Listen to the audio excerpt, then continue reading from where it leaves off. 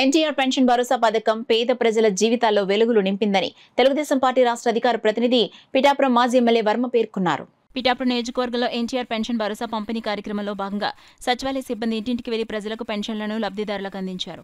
వెల్దుర్తి, చేబ్రోలు, తాటిపర్తి తదితర గ్రామాల్లో ఎన్టీఆర్ పెన్షన్ భరోసా పంపిణీ కార్యక్రమంలో మాజీ ఎమ్మెల్యే వర్మ పాల్గొని పెన్షన్లను లబ్ధిదారులకు పెన్షన్లు అందించారు. ఈ సందర్భంగా మాజీ ఎమ్మెల్యే వర్మ మీడియాతో మాట్లాడారు. ఏదైతే పేదవాళ్ళకి 4,000 పెన్షన్లు ఇస్తా ఉన్నారో అది ఇచ్చి తీరుతున్నారు.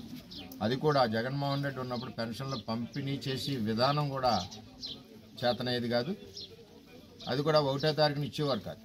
ఈవేళ రేపు ఆదివారం 1 వస్తుందని చెప్పి ముందు రోజు 31ని పెన్షన్ ఇవ్వడం జరుగుతుంది. రేపు ఒకవేళ 4 రోజులు పండుగలు వచ్చినా 26ని ఇస్తారు. అంటే వాళ్ళకి ఇబ్బంది కలగకూడదు పెన్షన్దారులు కానీ ఒక ఆలోచనతో చంద్రబాబు నాయుడు గారు ఈరోజు ప్రతి ఒక్కరికి 4,000 రూపాయలు ఇస్తూ ఉన్నారు. అసలు పెన్షన్ అన్నది తెలుగుదేశం పార్టీలో మొట్టమొదటిసారిగా ఎన్టీ రామారావు గారు 50 రూపాయల పెన్షన్ స్టార్ట్ చేశారు. అదేవిధంగా చంద్రబాబు నాయుడు గారు దాన్ని 2,000 వరకు తీసుకొచ్చారు.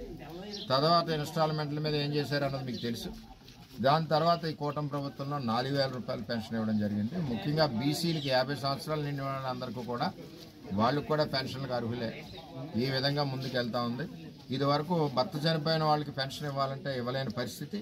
ఇంకా చేబ్రోలో ఉన్నారు. నేను తిరిగినప్పుడు చేబ్రోలో దగ్గర 90-80 ఉన్నారు. వారందరికి కూడా ఇప్పుడు మరి ఆన్లైన్ ఓపెన్ అవుతుంది కాబట్టి అందులో కూడా వారందరికీ ఎవరైతే ఎలిజిబిలిటీ ఉన్నారో వారందరికీ పెన్షన్ వచ్చే విధంగా పనిచేస్తాం.